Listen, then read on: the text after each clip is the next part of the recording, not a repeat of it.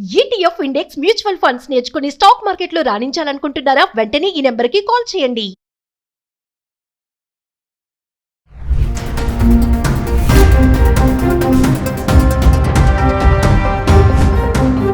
నమస్తే, welcome back to Suman TV. Present మనతో పాటు ఉన్నారు ఫ్యామిలీ కౌన్సిలర్ రజనీరమ్మ గారు. నమస్తే మ్యామ్. నమస్తే నవీన.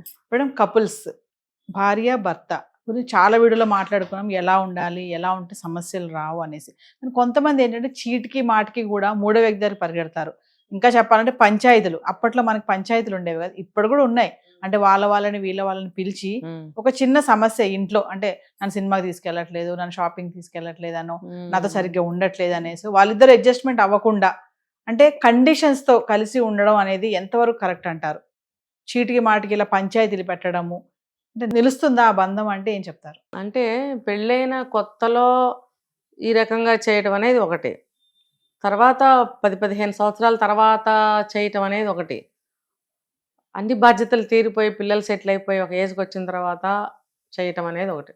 3 స్టేజెస్ అన్నమాట. ఇది ఎప్పుడు చేయవచ్చు అంటే మిడిల్ ఆఫ్ ద సంసార జీవితం అనేది మనం చెప్పుకోవచ్చు. కొంతకాలం వెయిట్ చేయాలి, ఇంకా జీవితం ఉంది కాబట్టి ఇప్పుడు సరి చేసుకోకపోతే ఇంకా మిగిలిన జీవితం ఎలా ఉంటుందో అన్న పద్ధతిలో మిడిల్ స్టేజ్లో మనం చేసుకోవచ్చు పంచాయతీలు. కానీ పంచాయతీ అని అంటే ఊరికే అన్నెసరీగా మనం వన్ సైడ్ క్రియేట్ చేసుకుని పంచాయతీ పెట్టుకోవటం కాదు. మనతోటి సమస్య పరిష్కారం అవ్వటం లేదు, ఏ దారి మనకి ఇంకా కనిపించడం లేదు అంటే అప్పటి వరకు మనం ప్రయత్నించుకోవాలి. ఇంట్లో ఇప్పుడు భార్యాభర్త ఉన్నారు, అర్థమయ్యేలాగా చెప్పడము, కూర్చుని మాట్లాడుకోవటము, నీ వల్ల నేనేమైనా సఫర్ అవుతున్నానా, నా వల్ల నువ్వేమైనా సఫర్ అవుతున్నావా అనే విషయాల్ని ఇద్దరు కూడా చర్చించుకోవడము, మళ్ళీ ఫర్దర్గా అవి జరగకుండా చూసుకోవడం లాంటి ప్రయత్నాలు చేయటం చెయ్యాలి. అవన్నీ జరుగుతున్నాయా?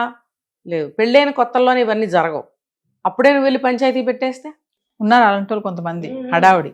పెళ్ళైన క్షణం నుంచే అమ్మా, అమ్మమ్మ, నాయనమ్మ అనేవాళ్ళు ఉన్నారు. మొన్న ఒక ఏదో పాత మూవీ అండి, జయప్రద, ఏదో నేను అక్కడ స్క్రోల్ చేస్తుంటే వచ్చింది అది. జయప్రద మేనత్త గారి పెంపకంలో పెరుగుతుంది. తండ్రి తల్లి ఏదో జాబు, ఆర్మీ ఏదో ఢిల్లీలో ఉంటారు. ఈ అమ్మాయి పుట్టిన దగ్గర నుంచి కూడా మేనత్త దగ్గరే పెరుగుతుంది. మేనత్తకి భర్త లేడు, పిల్లలు ఉండరు, అక్కడే పెరుగుతుంది. సరే, ఒక మంచి సంబంధం వచ్చింది అని అంటే ఓకే ఖాయం చేయమని చెప్తారు. అక్కడి నుంచే ఈ మేనత్త ఏం చేస్తుంది, ఖాయం చేస్తుంది, వాళ్ళ పెళ్లి టైంకి వస్తారు.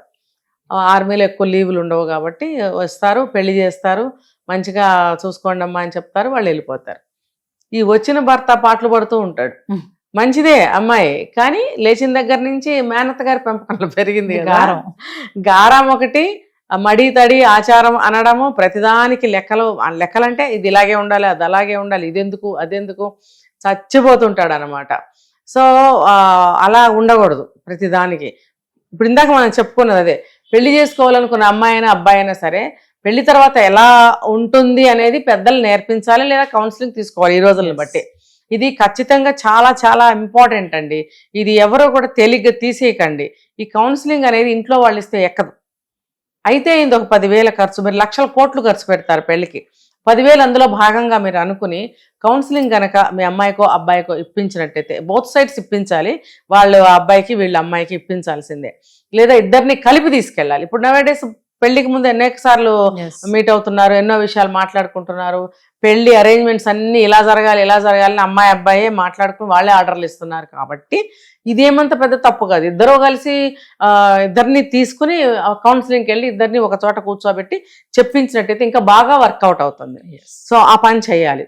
ఇప్పుడు ఇక్కడ ఏమవుతుందంటే, అలా చెప్పించకపోవడం వల్ల, కౌన్సిలింగ్ ఇప్పించకపోవడం వల్ల వీళ్ళు ఈ మైండ్ సెట్ ఇలా ఉంటే కనుక ప్రతి చిన్నదానికి అమ్మతో చెప్పాలి, నాన్నతో చెప్పాలి, నిర్ణయాలు అంటే ఏంటంటే వీళ్ళకి ఒక ఇది రాదు, ఏది కూడా ఓన్గా డెసిషన్ తీసుకోవటము, సాల్వ్ చేసుకునే అనే లక్షణము వీళ్ళకి ఉండదు. ఎందుకంటే చిన్నప్పటి నుంచి గారాలు కదా, అన్ని ఆడిందే ఆట పాడిందే పాట, అమ్మా నాన్న పట్టుకొచ్చి ఇచ్చేస్తూ ఉంటారు, అడక్క ముందే తెచ్చిస్తూ ఉంటారు. మళ్ళీ ఇంకా వాళ్ళ స్థాయిని బట్టి వెండి పళ్ళాల్లో తినిపించటము, బంగారాలు దిగేయటము, ఎక్కడికైనా వెళ్తే మహారాణిలాగా చూసుకోవటము, తుమ్మితే అమ్మో అమ్మో అమ్మో తుమ్మేసింది అనటము, కొంచెము ఒళ్ళెచ్చబడితే అమ్మో అమ్మో అమ్మో ఏదో అయిపోయింది గారాము. ఇలా చేయటం వల్ల ఏమవుతుందంటే ప్రతి చిన్నదానికి తీసుకెళ్ళి చాడీలు చెప్పినట్టు చెప్తారు భర్త మీద. అలా చెప్పకూడదు. ఏం చేస్తాడండి కొత్త పెళ్లి కొడుకు? ఏమి చేయడు కదా. చక్కగా ఏదైనా సినిమాకి తీసుకెళ్దామంటాడు, లేకపోతే ఒక హోటల్కి వెళ్దామంటాడు, లేకపోతే ఏదైనా మంచి డ్రెస్ తనకి ఇష్టమైనది వేసుకోమంటాడు అనుకుంటాం. చిన్న ఎగ్జాంపుల్స్. అమ్మో ఇలా చేయమంటున్నాడు, అక్కడ రమ్మంటున్నాడు, ఇక్కడ రమ్మంటున్నాడు, ఇలాంటివి చెప్పేవాళ్ళు కూడా ఉన్నారు. ఆ మూవీలో కూడా అలాగే చేస్తుంది. విడిగా కూడా ఉన్నారు. ఏకైక మనవరాలు ఉన్న చోట అమ్మమ్మలు ఇద్దరు చేస్తుంటారు ఇలాంటి గారాబాలు. చాలా చూశాను ఇలాంటివి. సో ప్రతి దానికి ఇలా పిలవడం, పంచాయతీలు పెట్టడం అనేది చాలా తప్పు. ఇప్పుడు రీసెంట్గా కూడా ఏదో పెద్ద గొడవ అయ్యింది ఎక్కడో, వాళ్ళు ఇలాగ మీటింగులు పెట్టారు. ఆ పిల్ల తల్లి కూడా వచ్చి కండిషన్స్ పెట్టి దీని ప్రకారం ఉండాలి, అయితే మా అమ్మాయిని తీసుకెళ్ళిపోతాం అనే మాటలు మాట్లాడితే అసలు అలాంటి వాళ్ళు పెళ్లి చేయకండి.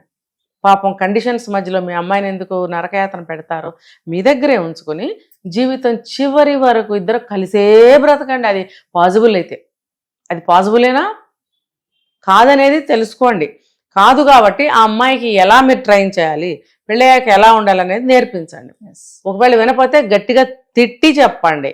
ఇప్పటి వరకు నువ్వు పిల్లవి, ఇప్పుడు పెళ్ళయింది, ఒకటికి భార్యవి, రేపు తల్లి అవుతావు, నీకు ఎన్నో బాధ్యతలు ఉంటాయి, ఇక్కడ చేసినట్టు అక్కడ చేయకూడదు అని గట్టిగా చెప్పి పంపించాలి. కండిషన్స్ కాదు, వార్నింగ్ ఇచ్చి పంపించాలి. అప్పుడు వాళ్ళు జాగ్రత్తగా ఉంటారు అక్కడ. లేకపోతే జీవితం చివరి వరకు కూడా సమస్యలు వస్తాయి. మరీ నిజంగా అబ్బాయి మంచివాడు కాకపోతే 10-15 ఏళ్ళు చూసిన తర్వాత అప్పుడు మీ మాట వినకపోతే, దారిలోకి రాకపోతే పెద్దల్ని పిలిచి నలుగురిని మీరు మాట్లాడచ్చు, తప్పులేదు. మళ్ళీ ఇది జీవిత చివరికాలం వరకు తీసుకెళ్ళి ముసలి వయసు వచ్చాక పంచాయతీలు పెడితే కూడా అది కూడా వర్కౌట్ అవ్వదు. సరి చేసుకోవాలనుకున్నప్పుడు ఒక స్టేజ్లో, ఒక సమయంలో మీరు చేసుకోండి. చేసుకుంటే ఏమన్నా వర్కౌట్ అవ్వచ్చు. అయితే మీ అదృష్టం, అవ్వకపోతే చెప్పలేం. ఇంకా అడ్జస్ట్మెంట్ మేడం, అడ్జస్ట్మెంట్ ఉండాలి కదా. ఇప్పుడు ఒకళ్ళతోనే అవ్వదు నవీన గారు. అడ్జస్ట్మెంట్ అనేది నాకేనా, నీకొద్దా? ఎవరో ఒకరు తగ్గాలి, అంతే కదా. తగ్గక్కర్లేదు. ఇద్దరు కలిసి ఒక ఆల్టర్నేటివ్ వెతకండి. ఇప్పుడు మీ ఇద్దరికి సంబంధించిన ఇల్లు, ఆ ఇంట్లో వచ్చిన సమస్య ఇద్దరికి తెలియకుండా అయితే ఉండదు. ఇద్దరు కలిసి దాన్ని ఇంకొక మార్గం వెతకలేరా? వెతకాలి కదా. వెతికి ఇలా చేద్దాము, ఇలా చేసి చూద్దాము, ఇది వర్కౌట్ అయితే సరే, లేకపోతే అప్పుడు ఆలోచిద్దాము అనే రాజీ మాటలు ఎందుకు మాట్లాడుకోరు? ముఖ్యంగా మగవాళ్ళు అసలు మాట్లాడరు. దీనికి 90% మగవాళ్లే కారణం. నాదే మాట చల్లాలి, నేను చెప్పిందే కరెక్ట్, నీ మొహానికి ఏం తెలుసు, నీకు అది తెలియదు, నీకు ఇది తెలియదు అని అంటారు. ఒకవేళ భార్య ఇచ్చిన సలహా నచ్చినా అక్కడ స్పందించరు. వెంటనే బయటకెళ్ళి అదే ఇంప్లిమెంట్ చేసి సక్సెస్ అయ్యి ఇంటికి వచ్చి తనేదో చేసినట్టు చెప్తాడు. ఇంటికి వచ్చి నువ్వు చెప్పింది వర్కౌట్ అయిందని చెప్పడం. ఇంటికి వచ్చి అప్పుడు బోల్డ్ మంది ఉన్నారు ఇలాంటి వాళ్ళు. చెప్తే ఆ అమ్మాయి కూడా సంతోషిస్తుంది కదా, ఏ ఏజ్ అయినా కానీ సంతోషించి ఇంకా తన ఆలోచనకి పదును పెట్టి ముందు తన కుటుంబాన్ని కాపాడుకునే ఆలోచనలు కూడా చేస్తుంది కదా. నీకే మంచిది కదా. నువ్వు ఇలాగా డిస్కరేజ్ చేసి నీ మొహం నువ్వు చెప్పింది అక్కడ చెప్తే అక్కడ చాలా అయ్యేదిలే అని అన్నావు అనుకో, భయం వేసి ఆ అమ్మాయి ఫర్దర్గా ఆలోచించడం మానేస్తుంది. నీకు ఇంకో సలహా ఇచ్చే ధైర్యం చేయదు. అమ్మో మళ్ళీ ఫెయిల్ అవుతానేమో, ఇంకో రెండో ప్రయత్నం చేయరు చాలామంది. అప్పుడు ఏమవుతుంది, నీకు సలహా దొరకదు, నువ్వు అక్కడ ఏమీ చేయలేవు, అక్కడ నువ్వు ఫెయిల్ అవుతావు. కాబట్టి ఇలాంటి తెలివి తక్కువ పనులు కూడా చేస్తూ ఉంటారు. కాబట్టి ఇద్దరు కూడా సమన్వయంగా ఒక అడ్జస్ట్మెంట్ చేసుకుంటూ ఒక కాంప్రమైజ్ ధోరణిలో ముఖ్యంగా ఇద్దరి కోసం చేసుకోండి. పిల్లలు ఉంటే కుటుంబం అంతటికి పిల్లల కోసం, మన కోసం అని అనుకోవాలి. కానీ నీది నాది, నా కోసం నీ కోసం, నీ పిల్లలు అంటారు కొంతమంది, ఉన్నారా లేదు? ఎక్కడి నుంచి వచ్చారు? నీ పిల్లలు, అతని పిల్లలు కారా? ఏదో ముద్దుగా ముచ్చటగా నీ పిల్లలమ్మ అని ఎప్పుడైనా సరదాగా అనుకుంటే పర్వాలేదు. నిత్యం దెప్పి పొడుస్తూ ఉంటారు, నీ పిల్లలు నీ పిల్లలు నీ పిల్లలు అని. మరి అదే పరాయి మగడితో కాసేపు మాట్లాడితే ఓర్చుకోలేడు. అటువంటిప్పుడు నీ పిల్లలని ఎలా అంటావు? మన పిల్లలను. ఇవన్నీ ఇలాంటి చాలా కొన్ని వందల వేల పొరపాట్లు నిత్యం జరగటం వల్ల ఇలాంటివన్నీ జరిగిపోతున్నాయి. Thank you ma'am.